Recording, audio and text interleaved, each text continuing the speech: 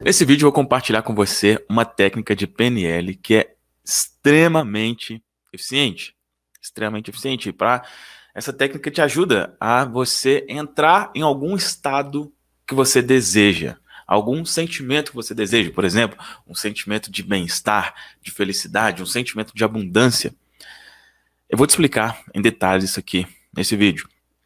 Só antes de falar disso, se você não sabe ainda, ou se porventura já sabe, mas não se inscreveu, aqui abaixo na descrição tem um link para você se inscrever para o workshop Profissão Treinador Mental. Lá nesse workshop você vai entender várias técnicas de PNL, de hipnose e outras técnicas de reprogramação mental menos conhecidas que você pode usar tanto para você e que eu vou te ensinar como usar isso para outras pessoas também, caso você queira, inclusive, ter isso como profissão. Já imaginou você tendo uma profissão que você contribui com outras pessoas, enquanto é muito bem pago por isso?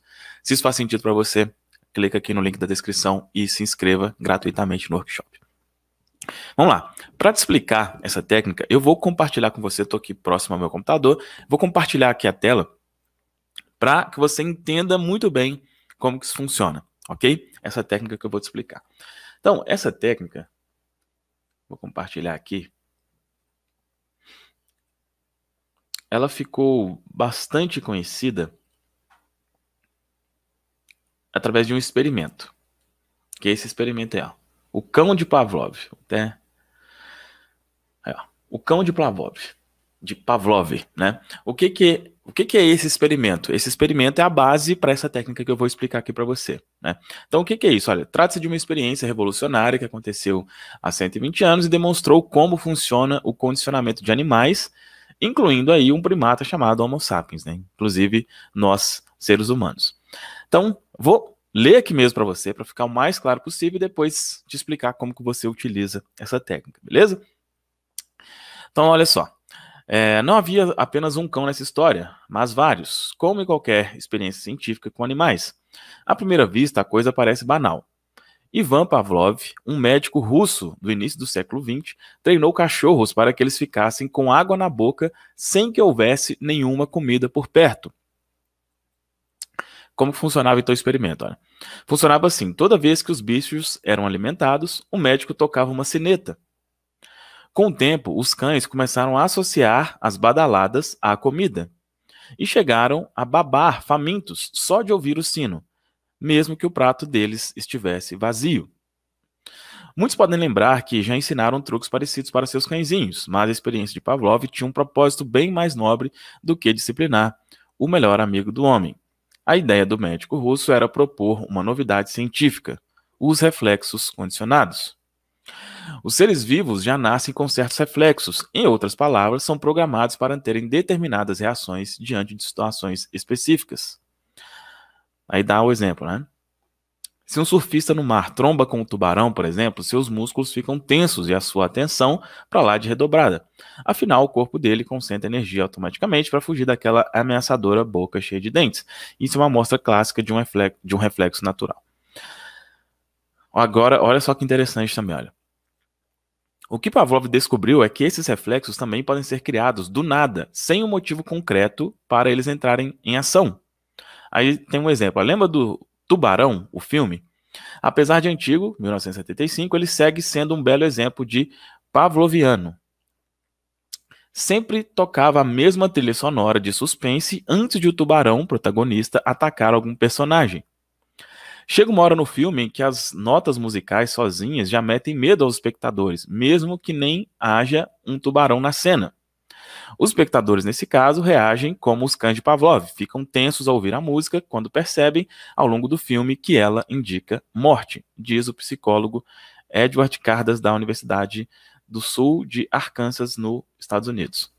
Enfim, Pavlov descobriu que esse tipo de condicionamento pode ser a base do comportamento humano e de vários problemas da nossa mente. Segundo ele, os psicóticos sofreriam mais que as pessoas comuns justamente por causa do condicionamento.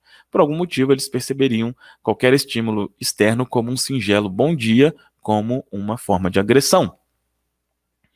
As pesquisas do médico russo também chegaram a lugares bem distantes dos consultórios. A própria publicidade usa essas descobertas a seu favor Por exemplo, quando algum comercial tenta associar a ideia de liberdade com a imagem de uma marca de cerveja ou a de felicidade com uma rede de fast food, as ideias do Russo estão lá bem no fundo. Então, o que isso quer dizer, tá? O que esse experimento aí do cão de Pavlov quer dizer e que técnica é essa? Essa técnica é bem conhecida como ancoragem. Ancoragem. O que é isso? É exatamente o que acontecia no caso lá dos cães, né, de Pavlov, é o que acontecia ali naquele exemplo do filme Tubarão.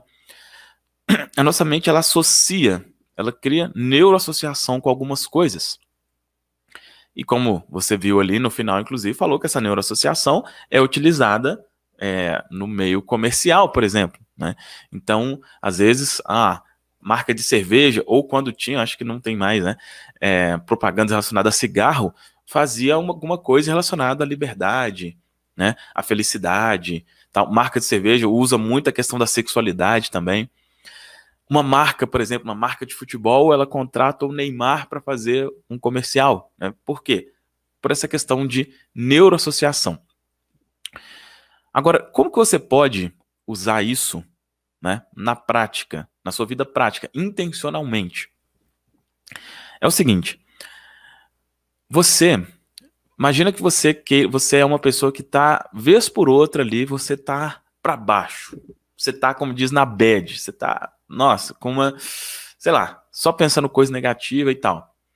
Você pode ancorar um estado positivo, criar um gesto que ancore um sentimento positivo e que sempre quando você estiver nessa bad, você cria essa âncora para você ter esse sentimento bom, que foi ancorado anteriormente. Como que funciona isso na prática? Você pode usar qualquer coisa. Um gesto que eu gosto de utilizar é esse daqui, tá? Esse daqui. Como que funciona? Mas aí ele funciona em duas partes, vamos dizer assim. Primeiro, você precisa estar naquele estado que você quer ancorar. Então, nesse exemplo que eu falei aqui, você precisa ter ali vamos dizer assim, uma experiência de felicidade para ancorar aquilo. Tá? E isso não é tão difícil quanto talvez você possa achar que é. Por exemplo, deitado aí no sofá ou na cama, você lembra de situações muito positivas, né, de coisas muito agradáveis. Quando você se lembra disso, então, exemplo, né, para quem é pai ou mãe, vai lembrar do nascimento do filho. Para muitos é uma coisa maravilhosa. Então você lembra ali da cena e tal, aquilo te traz, fala, nossa, que estado maravilhoso, que dia maravilhoso.